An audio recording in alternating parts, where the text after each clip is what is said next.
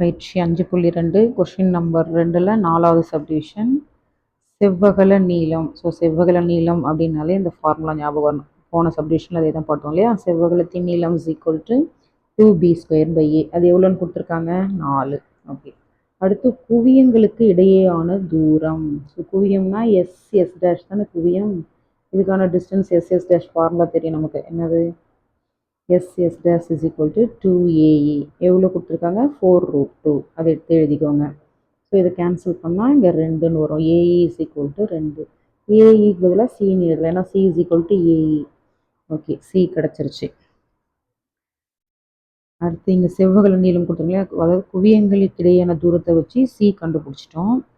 செவ்வகல நீளம் வச்சு ஏ கண்டுபிடிக்க போகிறோம். இப்போ 2b² இருக்கும். இந்த ஏ இந்த சைடு போனால் 4a. 2 4 கேன்சல் பண்ணுங்கள். b² is equal to 2a. அடுத்தது b² பதிலாக எப்படி இது வந்துச்சு? இங்கே வாங்க. c² ஃபார்முலா தெரியும் இல்லையா? c² is equal to a² minus b². So minus b² இந்த சைடு வந்தால் ப்ளஸ் b² ஆகிடும். ப்ளஸ் c² இந்த சைடு வந்தால் மைனஸ் c². அதுதான் இங்கே b² பதிலாக என்ன எழுதுகிறோம்? a² இங்கே எழுதியிருப்பார். a² minus c². c தான் கண்டுபிடிச்சோம்னா √2 2√2. அதை ஸ்கொயர் பண்ணுறோம். Is equal to 2a. a² இதை ஸ்கொயர் பண்ணுங்கள். இது 4ன்னு வரும். இது 2 வரலையா? ரூட் கேன்சல் ஆகிட்டு அப்போ 8. இது மைனஸ் இந்த சைடு வந்தால் மைனஸ் ஆகிடும். 2a equal to 0. ஸோ இப்போ நமக்கு வந்து ஒரு இருபடி சமன்பாடு கிடச்சிருக்கு. இது ஆர்டராக எழுதுகிறோம். a² minus 2a minus 8 is equal to 0. காரணிப்படுத்தினா நமக்கு ஏக்கு 4 மைனஸ் 2ன்னு ஆன்சர் வரும்.